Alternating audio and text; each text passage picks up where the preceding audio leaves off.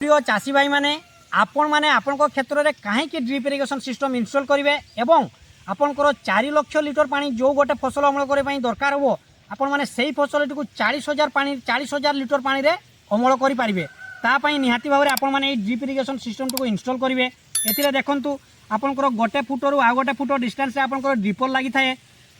प्रत्येक फुटर आपंकर जो ड्रिपर लगी से ड्रिपर रे आपंकर 4 लिटर पानी बाहर जहाँकि आपंकर गछर आवश्यक मुताबक आपण मैंने चलाइबे। जदि आपंकर घंटे पानी हो जाए ताहले आपण मैंने घंटे चलाइबे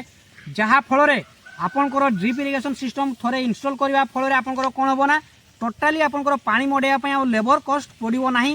तो निहाती भाव में ये ड्रिप इरिगेशन सिस्टम करने मुझे जो वीडियोटी अपलोड करी आपण मैंने जाकि देखंतु जहाँ फल आपण मैंने आपंकर ये drip irrigation system T install करके पानी मड़ाइबार टेंशन आपंकर चलीज एवं आपंकर जीरो कस्ट रे आपंकर पानी मड़ा हो पारिबो।